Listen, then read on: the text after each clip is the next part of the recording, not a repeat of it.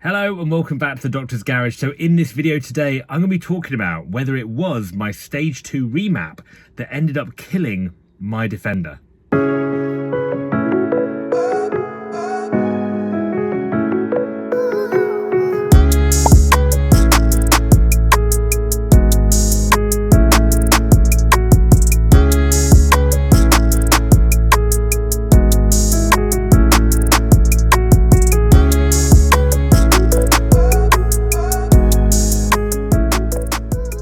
So for those that are new, won't know the story, if you haven't already, please click subscribe. Go check out my whole playlist all about my Defender, which you can click through right here on one of these tops just now. So basically, I have had this car for about 1.5 years. I had it stage 2 remapped over at Alive Tuning and it was absolutely brilliant. The guys at Alive were amazing, did a brilliant job, ran it on the dyno and did everything with the car that I could have asked for, and actually got 192 brake horsepower from my car and double the Newton meter torque as well. So I was really happy with the outcome of that. Car's been running really well, I've had no trouble with it at all. Before we get any further with the video, let's just take a quick second to appreciate how good a stage 2 remap is on a TD5.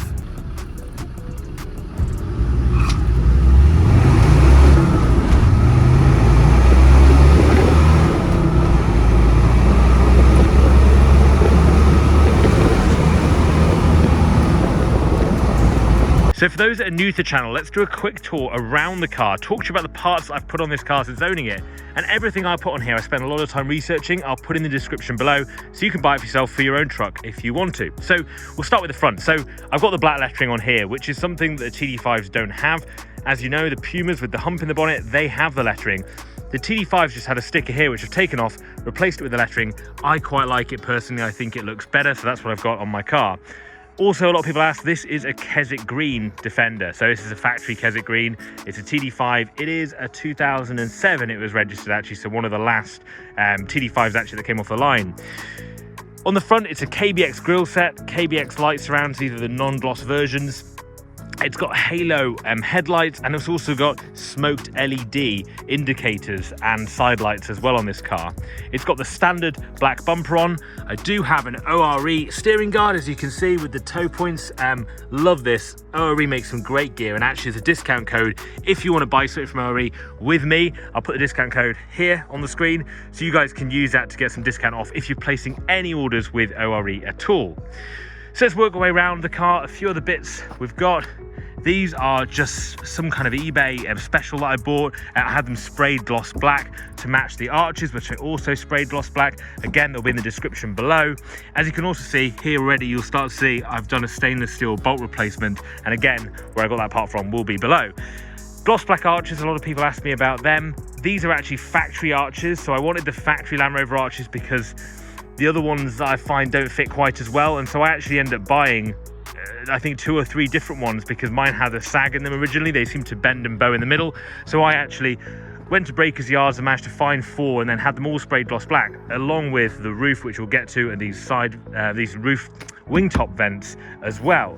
So tyre wise, we have Land Rover Boost alloys, sprayed gloss black, Cooper STT Pro tyres. These are 265/75 R16s for those that are looking. New badging on here, so I've got the new gloss black TD5 badging. Wing mirror wise, I'm looking at changing this soon, but I sprayed these Keswick Green originally. When I got the truck, they were black, but I did still have a colour code match, which I think looks quite good. So looking at it from this side, we have a single pane of glass, which has been tinted limo tint. So there's limo tints on this car in the back windows and also the side ones. I didn't fit this on this car at all, so these are fixed. A lot of people ask me where I got them from. I actually don't know, but I do know the guy that actually ended up doing it, taking it out to tint, said it was a bit strange. It was tempered glass, it was cut quite rawly. So I think the guy that actually did this probably just did it himself and cut them out. Again, gloss black arches, we've talked about the wheels already. Round the back, a few little changes. So I've got an LED number plate light there, as you can probably see. I took off the little mounting block that was beneath that, so just left this gloss black finish, which I think looks a little better. Again, it's all smoked LED lighting around the back for the fog and also the reverse as well.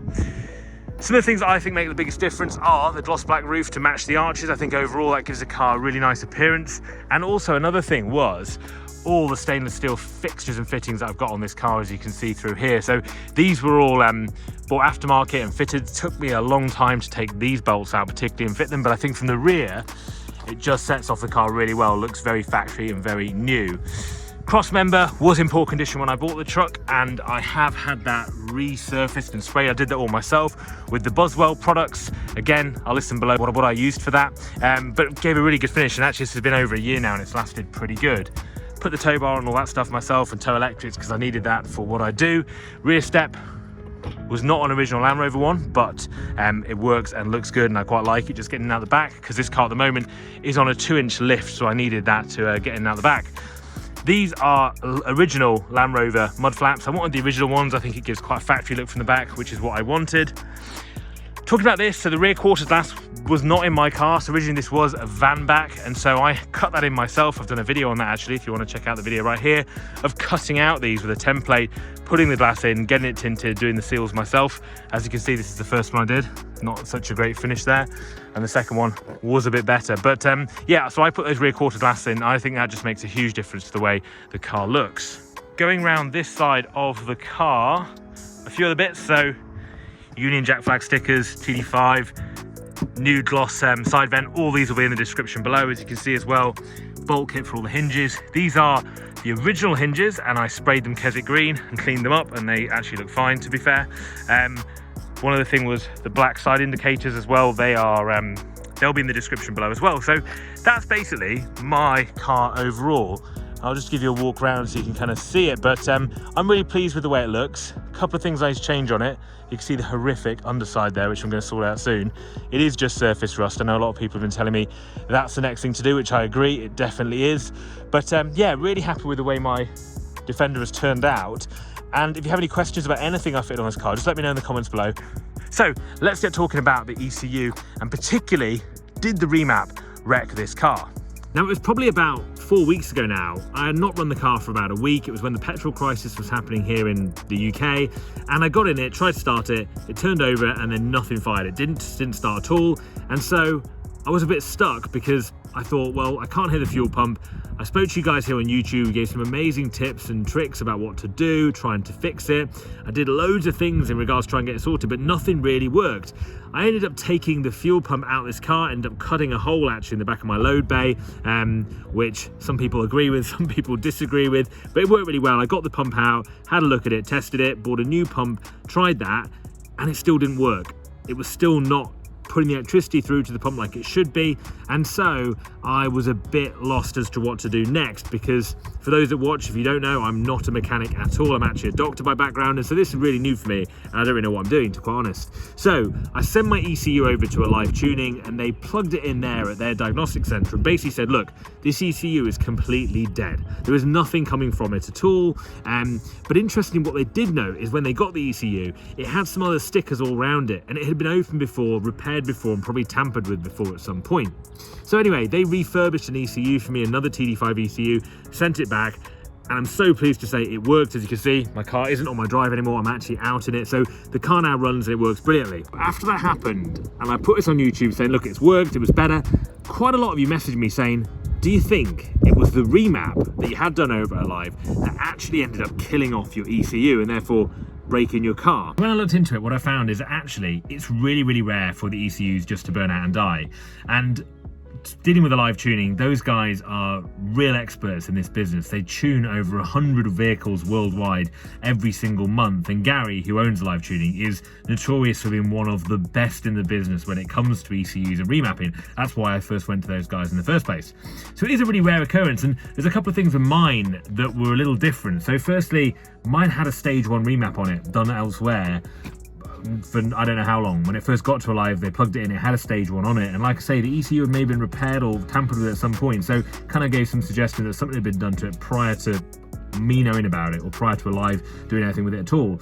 And I think one of the things to note about remaps, and when I spoke to Alive particularly about this, they said you're actually not asking any more of the ECU in regards to doing a remap. All you're doing is like turning the volume up on a stereo and this main circuit board in the stereo. Nothing else has actually been put through that. It's just a change of parameters. So you're increasing certain parameters to increase the torque and the horsepower to the engine. And actually, when you look at it like that, you can see that actually there's no difference on the ECU. There's no extra strain being put on it. It's just a different set of instructions. It makes a lot of sense as to why actually the remap will have had nothing to do with the ECU. But one of the things that I did see, and you start to see a pattern, is that there's more TD5 ECUs breaking now, probably when there were 5 years ago. And that's just because these vehicles now are getting older. My car is one of the last actually TD5, so it is quite new as far as TD5s go, but still there's going to be more and more vehicles we're going to see now with damaged ECUs. Just with time, just with being around for that long, they're going to break at some point. So I was very reassured after looking into it that it wasn't my remap that did kill my ECU in the end. However, I'm really interested to hear your experience. What experience have you had with your remap? Have you had any problems? What do you think? Does that make sense to you? Let me know in the comments below. I'm so pleased we're back on the road now, and I'm really looking forward into putting all those new modifications I've got planned for this car over the next 2 months into videos for you guys right here on YouTube. Thanks for watching today, and I'll see you guys in the next video.